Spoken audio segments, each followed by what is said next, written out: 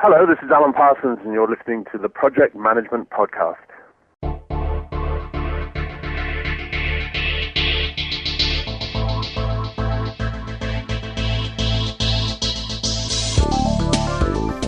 This is the Project Management Podcast. We bring project management topics to beginners and experts.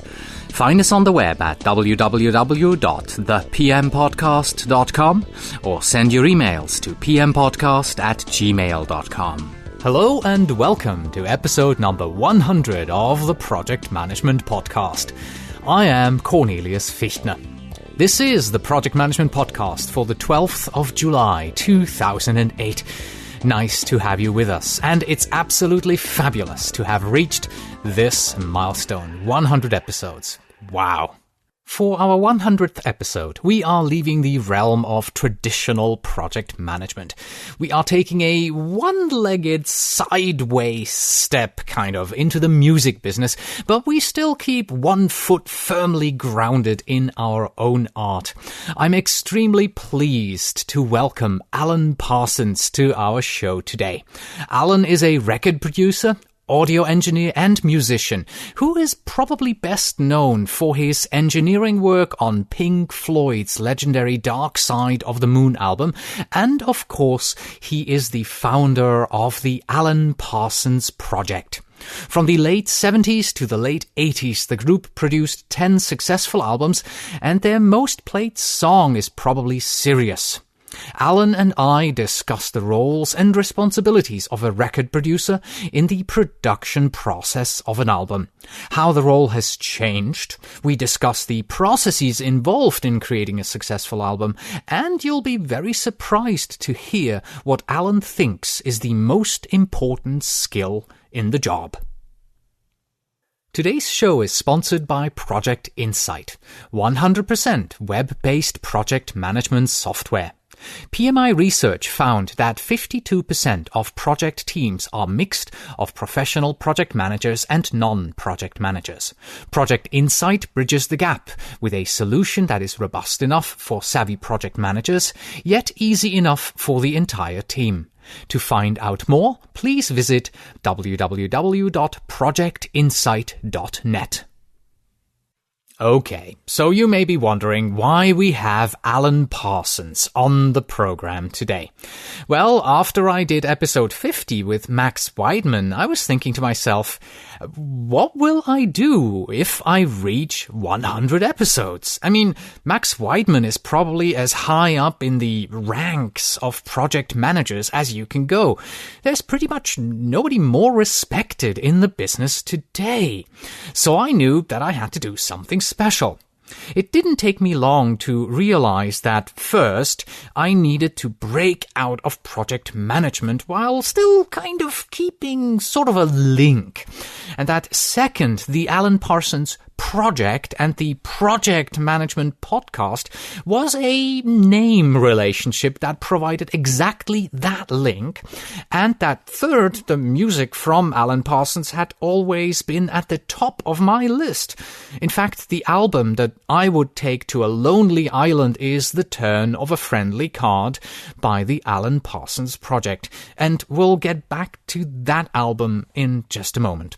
So I contacted Alan Parsons and he immediately agreed to do the interview, for which I'm ever so grateful. It's one of those incredible moments when you shoot for the moon and you actually do come down with a star in your hand.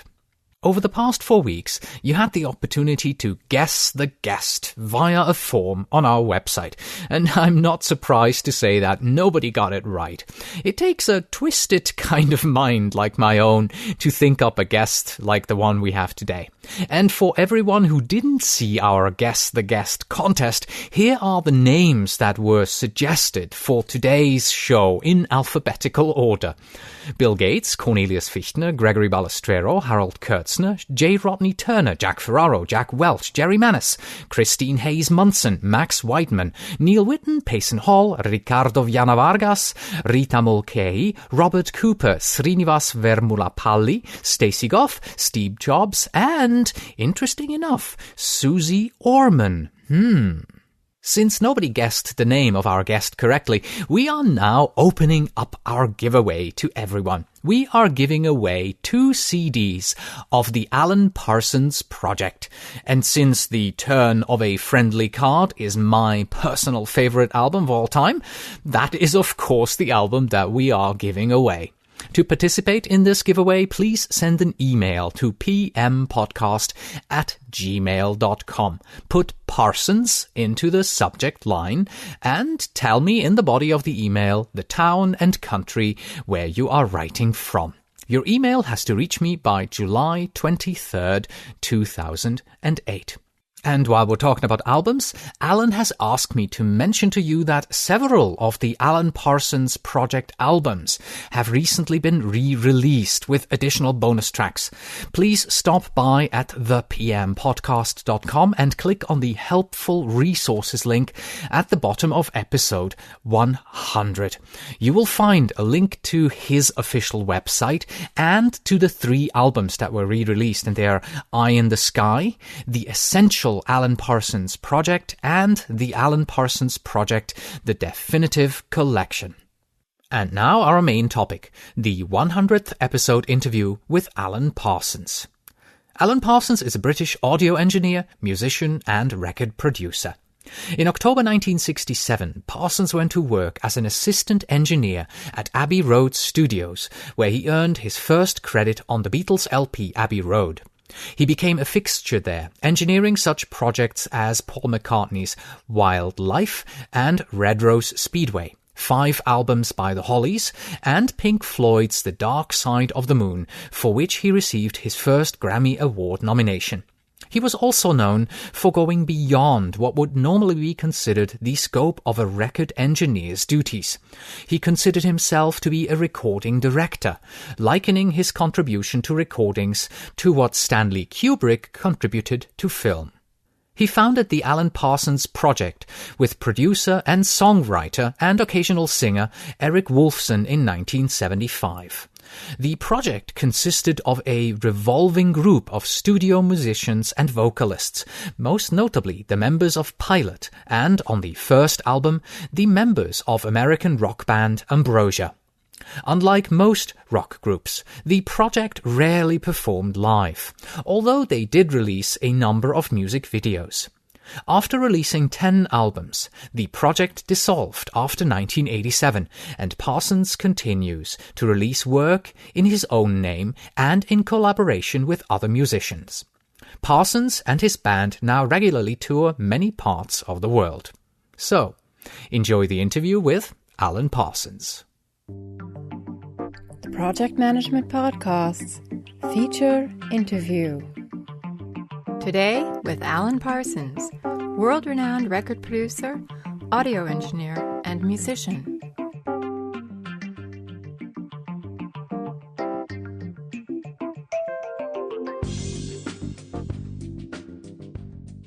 Alan Parsons, welcome to the Project Management Podcast, and thank you very much for being on the program today. You're very welcome. How are you? I'm very excited to have you as our special guest on our 100th episode. Thank you very much. Now, since the listeners of our podcast are all project managers, we'll focus our discussion on your work as a record producer and also on the processes involved in turning an album vision into a real product. Now, the definition of a project manager is that he or she is ultimately responsible for delivering a project on time and on budget.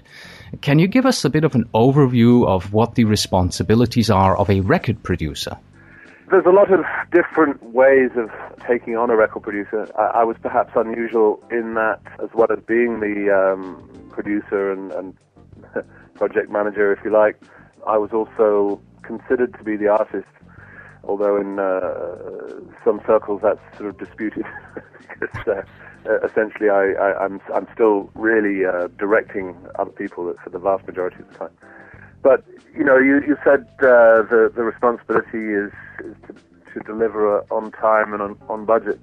We really had the advantage and the we were not beholden to any particular budget. I mean, we had to keep within reasonable limits, but we actually set our own budgets because we would just record until we said that we were satisfied with the job and that everybody was happy. But obviously experience dictates how much something is going to cost. And in terms of deadlines, we also had the luxury of not often having particularly set deadlines. We would normally start an album at least 6 months before the record company had scheduled it, and then the scheduling process normally takes another 3 months beyond that. So basically, we really never stopped. Once an album was released, we would go out and promote it, and then 3 months later we would start the next one. And the basic idea was to produce one record a year in our heyday. But the gaps between albums became much longer as I continued without the project identity. But between 77 and 87, we've got 9 albums. So it was pretty much at the rate of one a year. I assume that the role of the record producer has changed quite significantly in the past 25 years. Where would you say are the most notable changes when you're producing a record compared as to 25 years ago? The principal change for most musicians and producers and people working in the recording industry is the technology and the fact that a lot of work, in fact, sometimes in some cases all the work can be done in a home environment. Just a few bits of computer gear, a couple of good mics, and you can do a great deal of really quite good work in a home studio. Whereas when I first came into the industry, it was that would have been completely unacceptable, and it was only the major commercial studios that had the right equipment and the right know-how to pull a project together. But there's an awful lot of music out there that's been recorded on laptops these days. Yeah. It's extraordinary. What about not on the technological side? What about more on the administrative side? Do you, as a record producer, also have to take care of, booking the studio, getting everyone's calendars synced, and just making sure that people show up and are here on time? That hasn't really changed. But if you are one of the people that are at the mercy of labels, and therefore somebody watching to see what everything is costing, you're going to see a lot tighter control of making sure that people show up and that the studio is booked and that the money is being spent sensibly, because as I'm sure the music business is in severe decline right now, and the labels or the labels that are left who are booking the studios that are left, and there's this hundreds of studios closing down every year, unfortunately. It's very tough, so the labels will keep a very close eye on how their money is being spent. That's assuming it is their money. One of the sort of mysteries of the record business, or one of the pitfalls that artists often get themselves into, they think they're spending the label's money, but they're actually spending their own, and it's very awkward sometimes when artists are told that that, oh, by the way, that advance that we gave you, it really is an advance against your recording costs, and so that's why so many. It's not quite. It doesn't happen quite as often as it used to, but a lot of musicians and artists just literally went broke by thinking that that their million-selling album was going to actually earn them some money, but often it didn't. So what I hear you say is that the big studios, there's a lot of cost cutting going on, a lot of process control, whereas if you're more independent, you have more alternatives to do the recording in a different way. Well, yeah, I mean, the advantage of a home studio or a project studio, as it's often called, is you're your own boss, and you can start whatever time you like. You don't have to book it.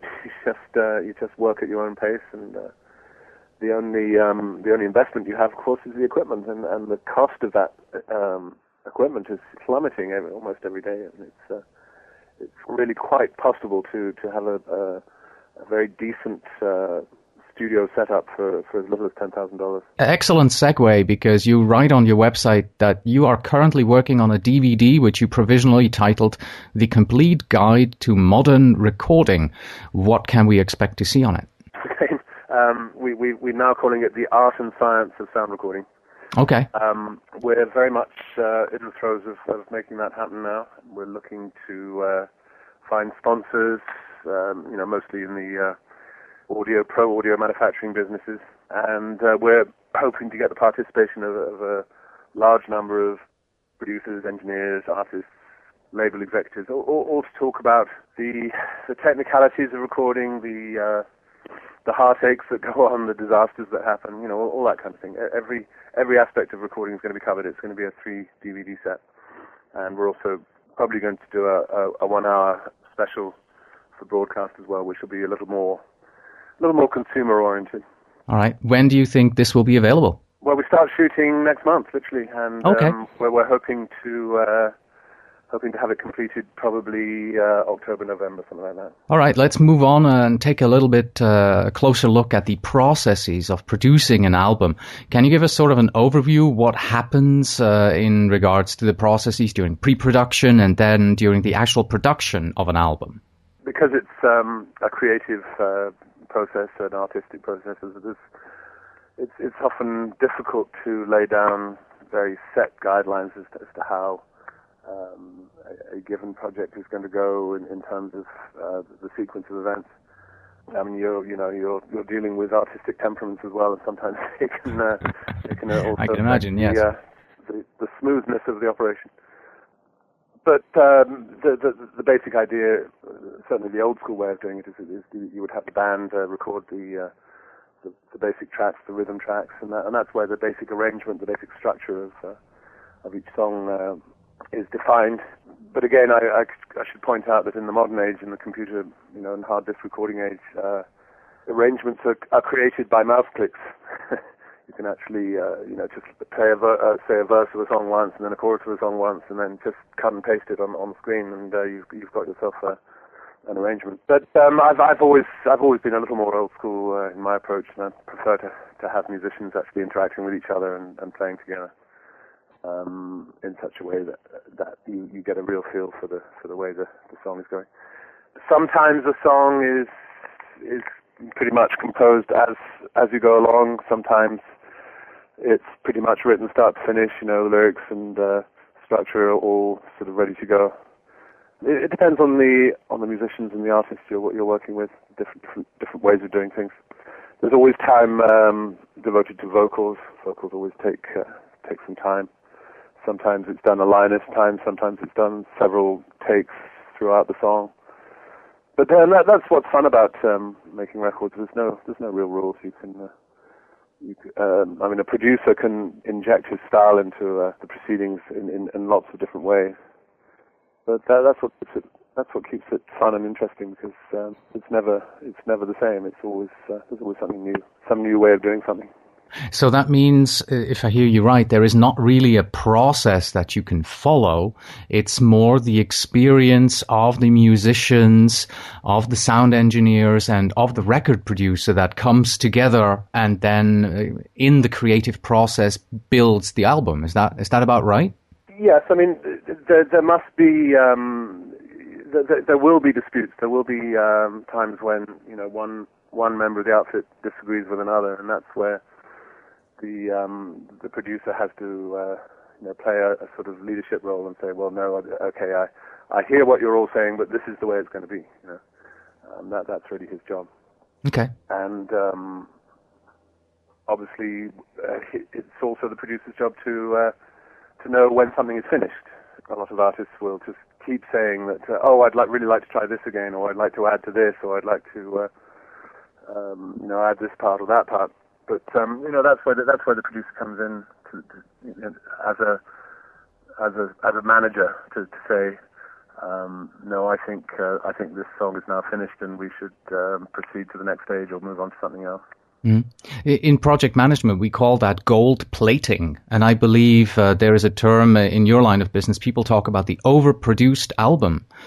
Where can you actually draw the line and say, okay, we've got to stop now? Is this just experience, or how do you? It's purely objective. It's one